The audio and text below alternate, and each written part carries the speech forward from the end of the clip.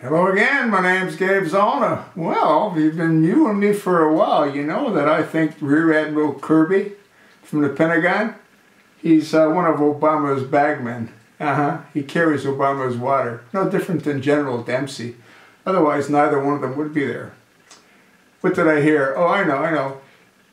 The Rear Admiral, he tried to explain why the Taliban is not a terrorist organization. Now, he did say that, yes, they do commit acts of terror, but they've not been designated as a terrorist organization. Now, this is irrespective of the fact that when George W. Bush was president, he called them and he named them a terrorist organization.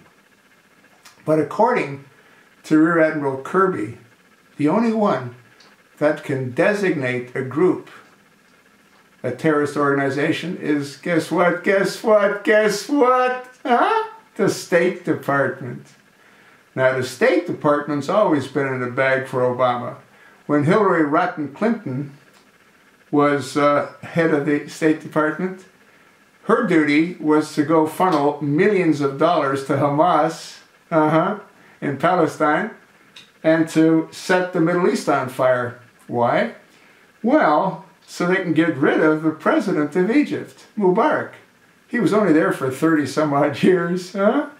He had a peaceful coexistence with the rest of the world, especially with Israel. And who'd they put in there? Well, they put in an old friend of Hillary Rotten Clinton. When the Mohammed Morsis lived in the United States in the 80s, they were close bros with Billy and Hillary. Yeah. It's sort of strange that their paths would cross again, isn't it? And then Morsi would become the new president of Egypt. After the flames were fanned for the Arab Spring by Hillary Rotten Clinton and Huma Abedin, her lesbian sidekick.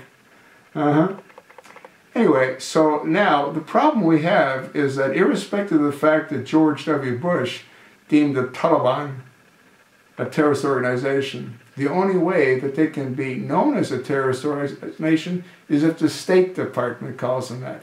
Now, do you think that the monster, you know, the guy that's got a face that'd scare a newborn baby, John Kerry, do you think that John Kerry, who heads up the State Department, would deem the Taliban a terrorist organization? Well, that's not going to happen until we get a new president, if we get a new president. So the Pentagon can't refer to the Taliban as a terrorist organization, although Rear Admiral Kirby admits that they do commit acts of terror. You know what they might want to do? They might want to go talk to our military that survived and came back crippled and maimed from Afghanistan and ask them what they think the Taliban is. Or they might want to interview the wives of countless Muslims that have been slaughtered in Afghanistan and elsewhere by the Taliban. You know who created the Taliban? Well, we did. Yeah.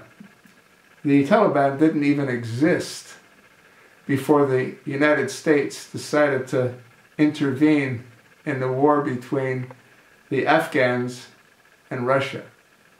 Russia was fighting a 10-year war. Sounds somewhat familiar, And the United States decided to support the Afghan rebels. I think we even named them the Taliban to give them some kind of distinction. I'm not certain of that, but I believe that's probably the case. I know that they wouldn't exist if it wasn't for the United States.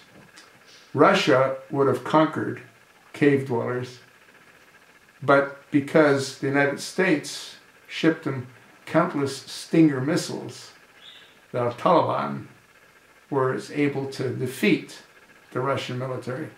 The only real way to traverse that rugged, hostile country is with the helicopter.